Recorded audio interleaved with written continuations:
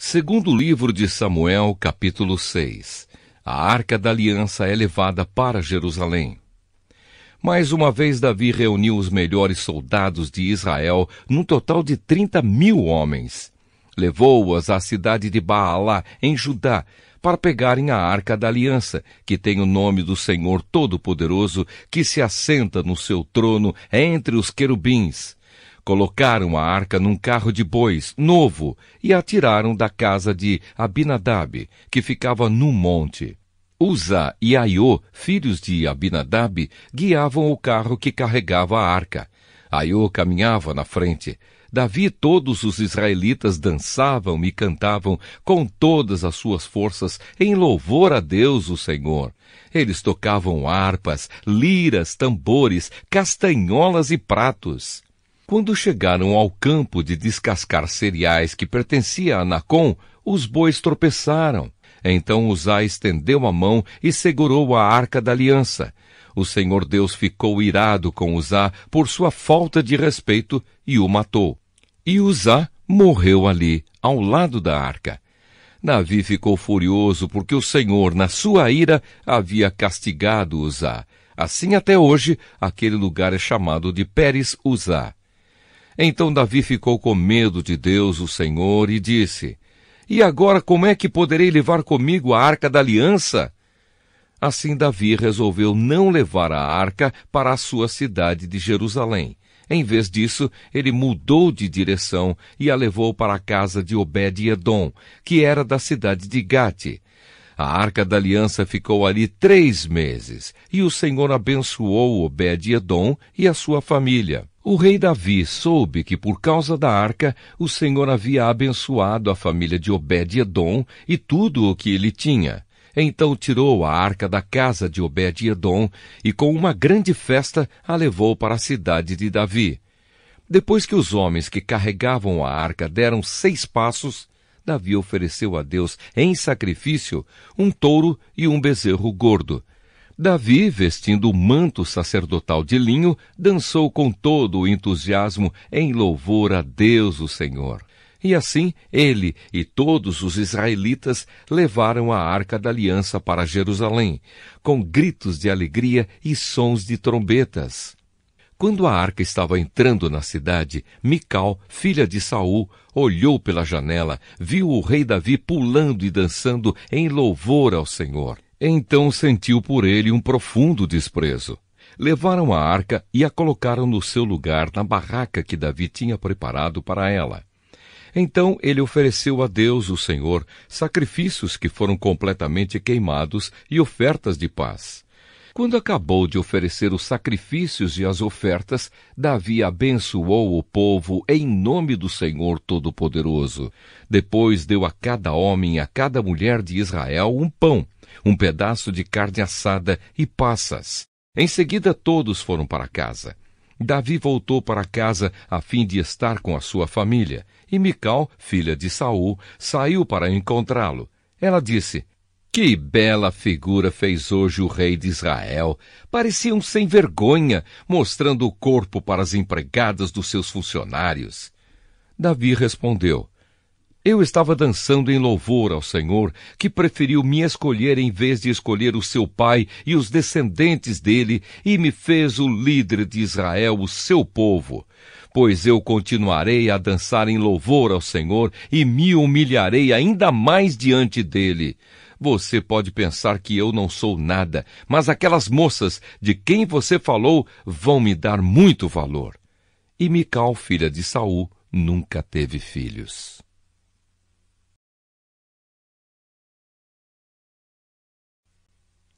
Segundo livro de Samuel, capítulo 7. A mensagem de Natã para Davi. O rei Davi conseguiu controlar completamente o seu reino e o Senhor Deus o livrou de todos os seus inimigos. Um dia Davi disse ao profeta Natã: Veja só, aqui estou eu, morando numa casa revestida de madeira de cedro, enquanto a Arca da Aliança está guardada numa barraca. Natã respondeu: Faça tudo o que quiser, porque o Senhor Deus está com você.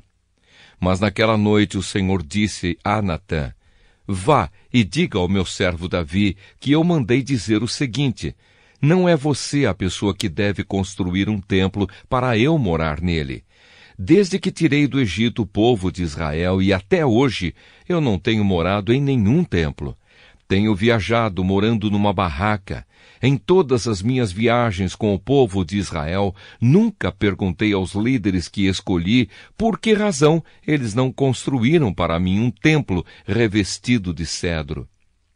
Portanto, diga ao meu servo Davi que eu, o Senhor Todo-Poderoso, digo o seguinte: eu tirei você do trabalho de cuidar de ovelhas nos campos para que governasse o meu povo de Israel. Estive com você em todos os lugares por onde tem ido, e conforme você foi avançando, eu o defendi de todos os seus inimigos.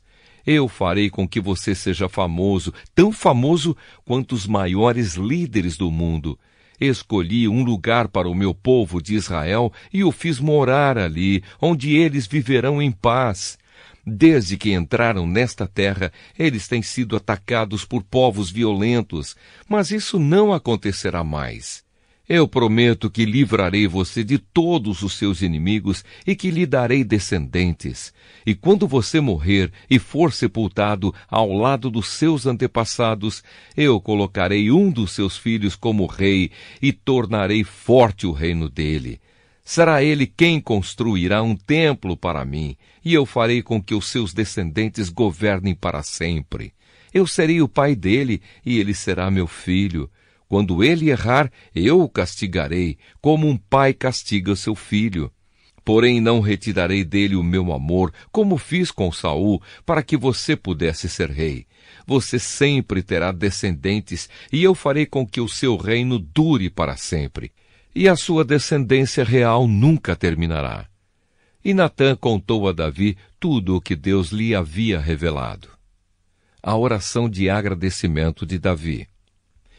O rei Davi entrou na barraca, sentou-se e orou assim: ó Senhor meu Deus, eu não mereço tudo o que fizeste por mim no passado, e a minha família também não merece.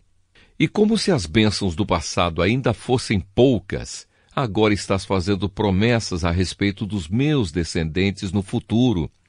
E deixaste um homem ver isso. Ó Senhor meu Deus, o que mais posso te dizer? Tu me conheces, pois sou teu servo. Era o teu desejo e propósito fazer isso, e tu me deixaste saber de todas essas grandes coisas. Como és grande, ó Senhor, nosso Deus! Não há ninguém igual a ti. Como temos ouvido dizer, somente tu és Deus, não existe outro. Não há nenhuma outra nação na terra como o teu povo de Israel, que libertaste para ser o teu próprio povo. Tu te tornaste famoso e fizeste grandes e maravilhosas coisas por eles. Tu libertaste o teu povo do Egito e expulsaste as outras nações e os seus deuses conforme o teu povo ia avançando. Ó Senhor, tu fizeste com que o teu povo de Israel fosse teu para sempre e te tornaste o seu Deus. E agora, ó Senhor, nosso Deus, confirma a promessa que fizeste a meu respeito e a respeito da minha família e cumpre o que disseste que ia acontecer. A tua fama será grande e para sempre as pessoas dirão: o Senhor Todo-Poderoso é Deus de Israel. E tu farás com que sempre haja reis entre os meus descendentes. Senhor Todo-Poderoso, Deus de Israel, eu tenho coragem para te fazer esta oração, porque revelaste a mim, teu servo, que farás com que os meus descendentes sejam reis. E mais, tu, ó Senhor, me fizeste esta maravilhosa promessa, e as tuas promessas sempre se cumprem, porque tu és Deus. Eu te peço agora que abençoes os meus descendentes, para que eles continuem a ter sempre a tua proteção. Tu, ó Senhor, meu Deus, prometeste isso, que a tua bênção esteja com os meus descendentes para sempre.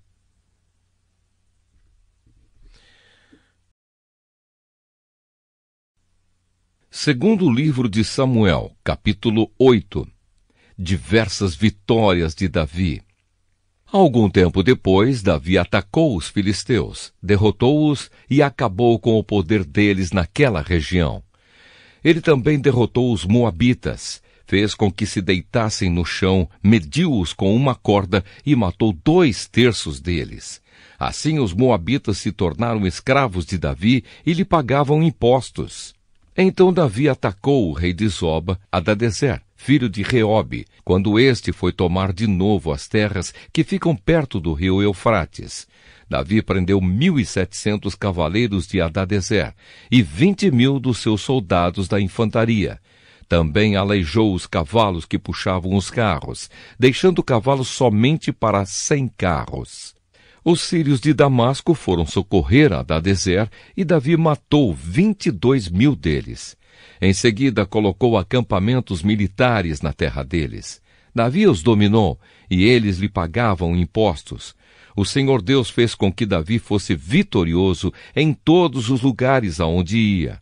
Davi tomou dos oficiais de Hadadezer os escudos de ouro que eles usavam e os levou para Jerusalém. Também levou uma grande quantidade de bronze das cidades de Betá e Berotai, que eram governadas por Hadadezer. O rei Toi da cidade de Amate soube que Davi tinha derrotado todo o exército de Hadadezer. Então enviou seu filho Jorão para cumprimentar Davi e para lhe dar parabéns por ter vencido Hadadezer.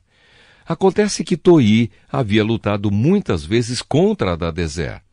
Jorão levou para Davi objetos feitos de prata, de ouro e de bronze, e o rei Davi os separou para serem usados na adoração ao Senhor, juntamente com a prata e o ouro que havia tomado dos povos que havia conquistado, isto é, os edomitas, os moabitas, os amonitas, os filisteus e os amalequitas, e fez a mesma coisa com parte do que havia tirado de Hadadezer.